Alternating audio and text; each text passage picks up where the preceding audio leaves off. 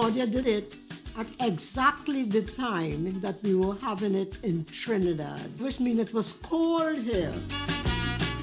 When people got off the train, got into the tube with costumes on, everybody was staring at them. What's wrong with these black people coming out in costumes and things like that in this weather? You know? In Highgate Cemetery lies the grave of a woman who is probably the most influential Afro-Caribbean in Britain's post-war history. Her name was Claudia Jones. I want you to tell me, how familiar are you with Miss Claudia Jones? Because to be honest with you, I'm just not learning about her. I just happened to come across her name, and I'm here to learn.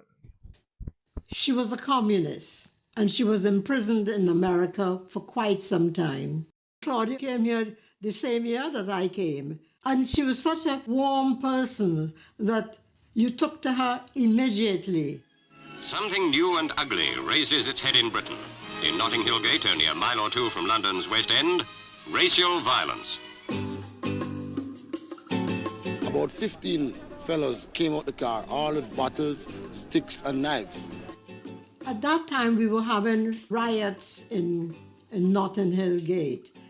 We can't go home. Our home is all surrounded by young teenagers or hurling bottles and bricks. She was always for black people. Most of her politics was because of our treatment.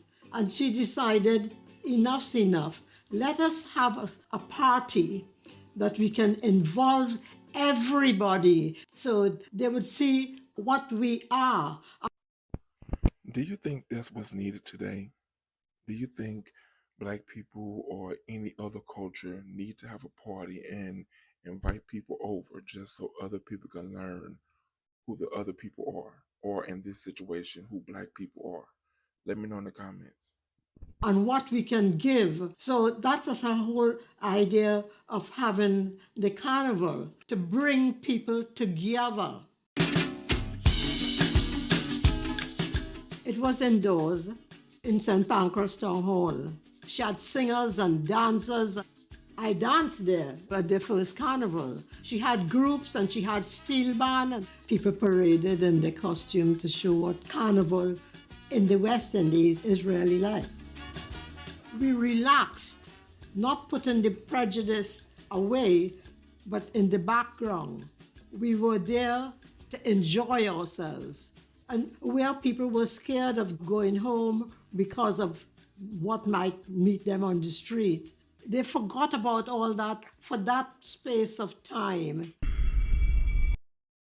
Have you ever been in a situation where you were afraid to go somewhere, whether it's home or work or to a friend's house, because you were afraid of what might happen? If you were, please explain, paint us a picture in the comments. And if you know someone that was in a situation like that, let us know.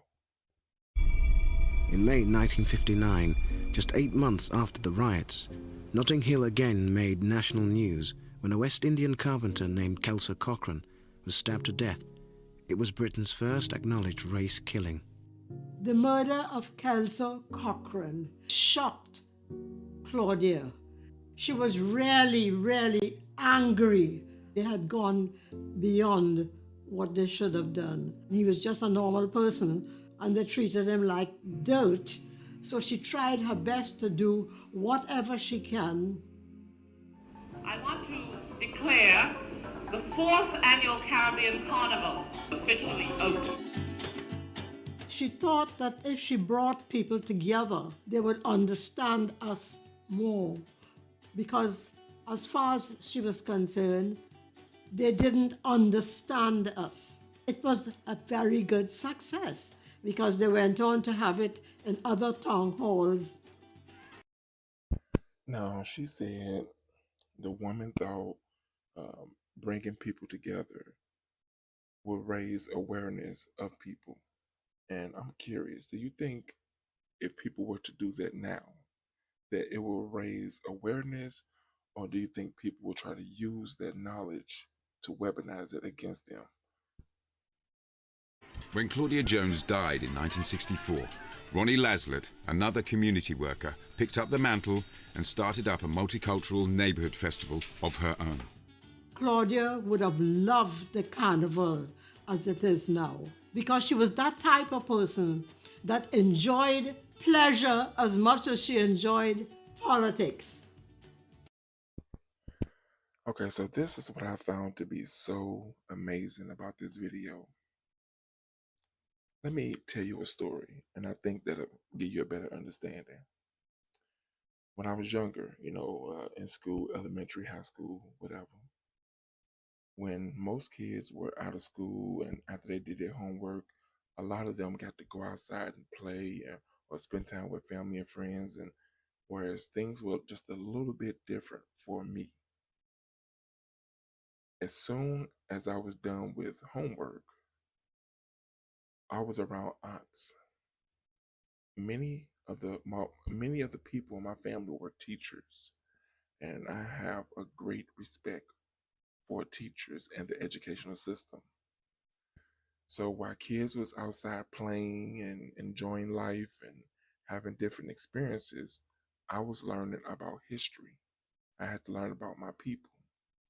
I would constantly get told, you will never know where you're going until you know where you've been. So day in and day out, I was constantly learning. And that's probably why this YouTube channel even exists. And when I came across this woman, I had to learn who she was. I had to watch this video.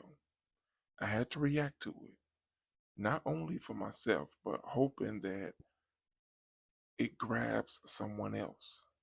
And in the comment section, I can learn a little bit more. Because I feel like that's what we are here to do, is to learn something from someone else, to grow and become better people. Normally, at the end of the video, of each video that I do, I ask questions. And I'm still going to ask questions, but I felt like it was good for me to explain just a little bit more about myself and who I am and why this video was so important for me to do. Okay, so now that I got that off my chest, let's get to the questions. This video did raise a lot of questions, and when you are answering them, I want you to be as honest as possible. Please do. And just to give you a heads up, there are 3 questions that I want you to answer, and please be honest. Question number 1. What did you learn most from this video? Question number 2. What needs to happen to bring people together?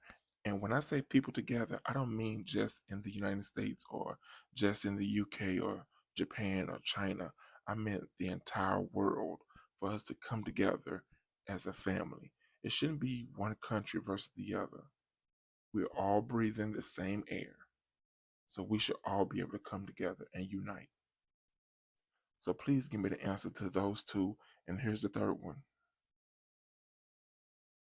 Why do you think people are so afraid of people that are different from them?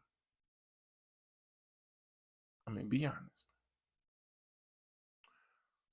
If you do not have any of the answers to those questions, then what I want from you is to share this video to any social media platform that you're on. Because if you don't have those answers, then I'm hoping that somebody else does. And they can come in and they can join the conversation and they can teach all of us. Or if not, just teach me. I'm okay with that. Also, do not forgive to give this video a like. And please subscribe to the channel.